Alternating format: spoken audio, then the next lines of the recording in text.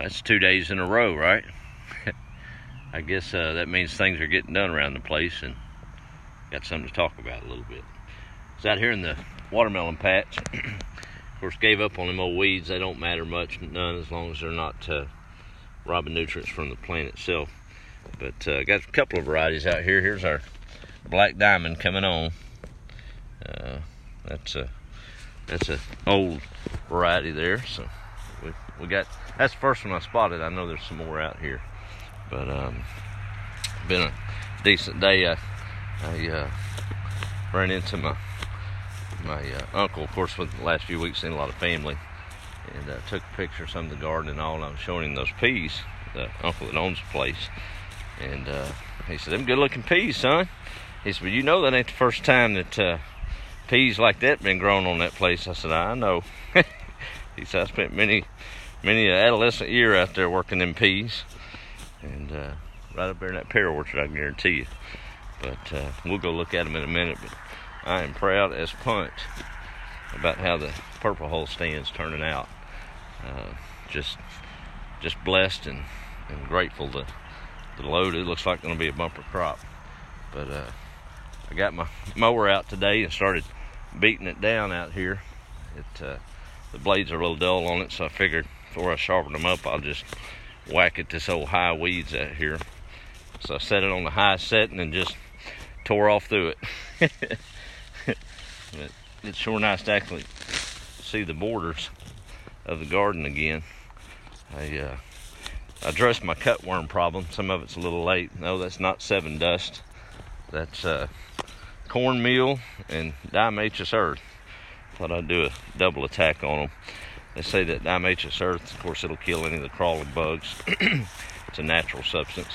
And the cornmeal, if the cutworm eats it as it tries to, they move around at night. Of course, a moth larva. And as he tries to get to that plant, he gets distracted by that good old cornmeal and eats that, and that's his last meal. So we'll take that. He don't need tomatoes with cornmeal. I do, but he don't. But I think I went through 5 or 10 pounds of cornmeal out here. Just got plumb aggravated at it and started throwing cornmeal down. Chickens are all kind of confused. They don't know what's going on. They hadn't attacked my tomatoes. They're working it now, as you can see, coming down that row. But I've been watching them pretty close. Even the pink ones, they're leaving them alone. They're finding little bugs, which is what they should be doing. What y'all doing? Come on. But tomatoes are, it's pretty sad. In cutworms, you'll see that it was loaded down, and cutworm made pretty quick work of that. I intend to harvest those green tomatoes, and we'll make a little relish. My Aunt Bonnie has been suffering a little health problem here of late.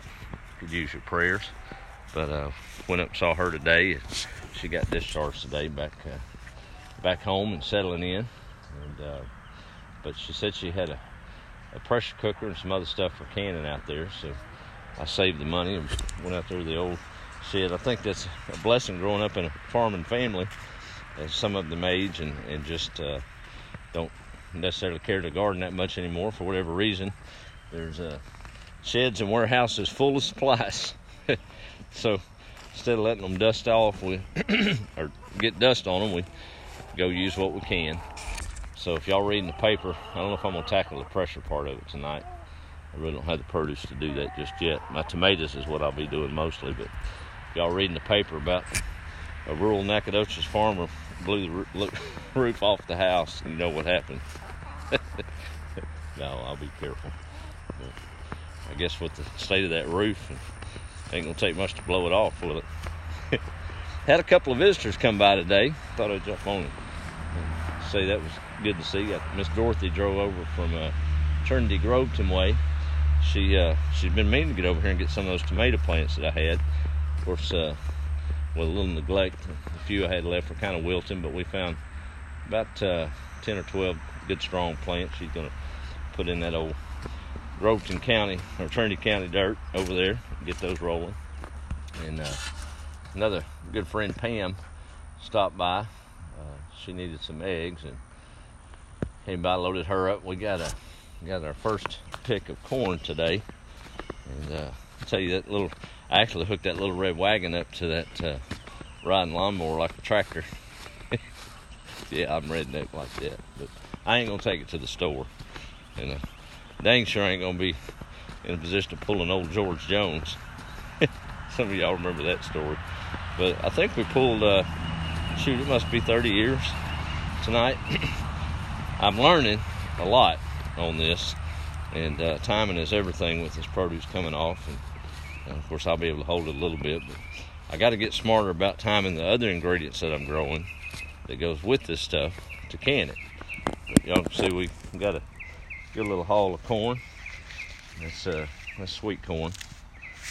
But, the bugs like the end of it. That's how you know it's homegrown, when you got bugs in the end of it.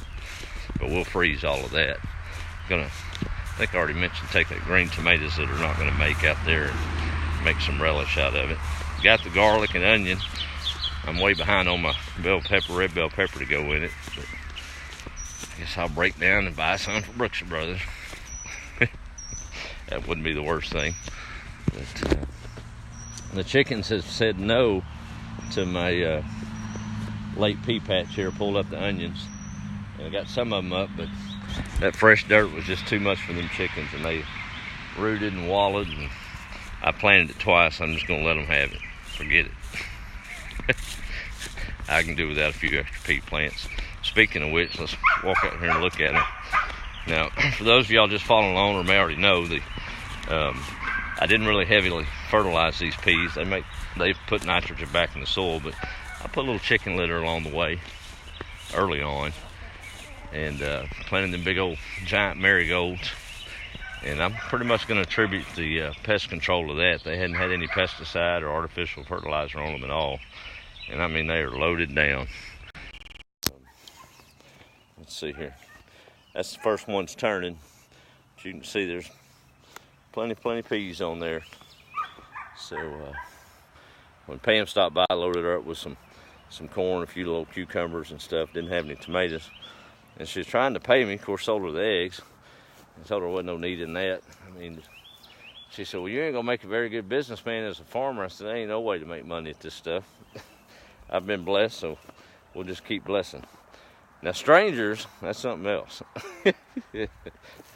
But I don't have time hardly. I was gonna set up a little old stand today and try to sell some of this corn, but I don't have the time. I can't sit still long enough at a little old stand. I got too much to do. So we'll freeze it and distribute it out. That's what this whole place used to be. I don't remember ever finding a checkout counter in that canning house when we come up on every month and get us some of those canned vegetables. So I don't know. I guess I'll sell a few along the way, but it's not a business. My buddy Mike told me, how'd he put it? California said something about had a buddy that made his first $1 million farming the year before, but he started with $2 million. So there is that. Got some other family down Woden Way that normally grows a big garden, just for different situations. Didn't get one in this year, so that's a lot of peas, but I guarantee you we can keep the family bellies full with it. So we'll just go that route. But anyway, let's do a quick roll call. Just wanted to check in and say I was glad to see Miss Pam and Miss Dorothy stop by today and get a few things. It's always good to kind of walk and talk and visit a little bit. Pam showed me something I'd forgotten about. Just, we talk about moments all the time and the little stuff, and I don't even know what it's called. Y'all can try to name it. It's some type of little thistle. She called it a sensitive plant, and I remember it. It's it's like a fern, and you touch it and it closes up. Yeah, small stuff. It's pretty cool. Should have showed a little Isabella that. She said she had some sugar cane she was getting sprouted and growing, and I think I'll find a spot for that. That's always fun. But remember, I ain't trying to make no money, but it's nice to see that stuff grow. My basil looks good. Guess I'll have to look up a pesto recipe of some kind and figure that out. Okra's coming on. Let's see. Look at that basil. It's already flowering out. I need to pinch those old cutworms got them tomatoes, but I had enough to put some more in. At least we got staggered plants, so I'll have some on through summer. This stuff, it's easy, but it's not. You got to stay on top of it. I'm sure learning a lot and enjoying the journey for sure. Hey, let me sit down here next to the chickens and do a quick roll call, and we'll call it an evening. So, get off my feet for a minute. Let's see here who all we got on tonight. Hey, there's my sister Kimberly. How are you, ma'am? Yeah, first time in a while. We've been too busy going different directions. Good to see you. Love you much. Man, Ray is in Florida. What are you doing in Florida, son? Can't be out there. Good to see you. There's Carrie. How are you? And Patrice, first time caught you live in a long while. Well, howdy, howdy. Good to see you. There's my good friend out in Louisiana way. She's doing a similar journey of her own. I call her Coco. That's Chris. Good to see you checking in. She's taking back over her old family home place, and I think she had a bigger battle to fight than I did, but inside's pretty rough shape. And she said, I got tickled. We was talking about it, and she tackled the inside of the house and leaving the outside alone for a while. I did just the opposite. I guess that's a left brain, right brain thing. I don't know. But I think she had to do it to get it livable anyway. There's Patricia. How are you? Mike out in hot Cottonwood, California. 114 degrees. Man, there ain't no sense in living in that mess. In California on top of it, Mike? Come on now. We got some property back there. We can pull your little travel trailer up there. Hey, Linda, how are you? And my buddy Bruce down Central Texas way. And there's my dear friend Brenda. Well, thank you so much. Love her. So I need to bring y'all some of these green tomatoes down there at your restaurant. You can do a special for one night, because I don't know if I got enough to feed that crowd down there past one night. But if y'all ever down in Cotulla, Texas, I guess you'd be headed to Laredo or Point South, but it's right there off 35, LaSalle County Steakhouse. Those are dear friends of mine, and anytime you can go in there and find Brenda there, and her family runs that operation, and that's some of the best steaks you'll ever eat in your life. For real. Hey, Lance, how are you, buddy? That's my son up in Illinois. Missing him already. Well, Chris, you ain't in Montana no more. This place ain't too far. There's plenty of them out here. So I don't reckon I'd miss a few if you want to come get some. Hey, Joanne. Yep, Tuesday dance night at Edom City Limits. All right, talk with you later. There's Cheryl Swain. Good to see you. Well, Brenda, you're always welcome, ma'am. You know that. And there's Miss Debbie McCartney. Thank you. I know I need to set up a roadside stand, but I just don't have the time. I'm telling you, I can't sit still that long. Look, I'm forcing myself to sit here now. I'm watching these chickens and thinking about what I need to do. And anyway, there ain't no way I can sit behind a produce stand. I don't see it happening. There's Andrew. Good evening. How are you? And hey, Lance, it's going good, buddy. There's Miss Kathy and another Kathy. How are you? Thank you, Tanya. Thank you so much. And Miss Terry's checking in from North Richland Hills. 74 degrees. Ice cream and root beer on the patio. Man, that'd be tough to beat. Anyway, that'd be good stuff right there. Renee's in South Central Louisiana. Well, that's true, Debbie. Debbie said just post when I have something to sell. Yeah, I guess I could do that. I just get so nervous. I want it fresh and don't want to try to hold it. And I think what I'm waiting on is getting enough tomatoes, because that's usually a draw anyway. When these tomatoes start coming on, then I'll have that, plenty of those, and throw some corn in along the way. There's Sandra and Miss Shelley. Yeah, it's been a while, but that's all right. I'm just staying busy, but it's all doing good. Let's see. Tanya says it's 72 in Ohio. Thank you, Lance. So Lance planted the peas, and that one row, he and I planted them together because he was going to watch them grow. And buddy, I hate to inform you, these chickens decided they like peas better than we do, I guess. We got, I think only 4 of them are up. but maybe at least we'll have 4, right? Anyway, these little leghorns are some kind of mischievous. I think I got another snake on the prowl out here. They've been coming in about 3-week cycles, but normally get about 12 eggs a day. Of course, we're way down, but they're still consistent. I only had 4 today, so I think we got another slitherer around. I guess these things think the same thing. Look at that. Them silly chickens. They 10 foot up in a tree. They said, y'all can have them predators down there. We're going to sleep up high tonight. Y'all remember old Rooster Cockburn? We don't have any roosters on the place at the moment. But Rooster Cockburn, he died off foot. It's been 2 or 3 weeks ago. But I was hoping that some of these chicks that are hatching out were some of his, because it's kind of got a silky blend. And these 2 that hatched out around Mother's Day, I'm looking at them now, waiting on them to come up where y'all can see them. I think they got a little Cockburn in them, because they've got some goofy looking comb hair on them.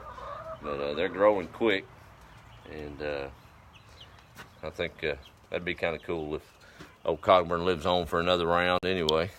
Might have a rooster. I think that brown one might be a rooster the way he's acting, so it's going to be a while before he can make any baby chickens, but anyway. All right, well, I guess I rambled enough. This old place sure looks good after that mower. I mean, I was like a kid with it yesterday. I jumped on it and I didn't get one square patch mowed, but I got a stripe and everything. Just running crazy. Sure makes your mind work a little bit better when you got a nice cut yard and things aren't all grown up all over you and you can't walk out in the yard. It just puts you in a little different place, I guess. So the old place is looking good. I got enough corn to feed Nacogdoches County, I'm pretty sure. Or will have.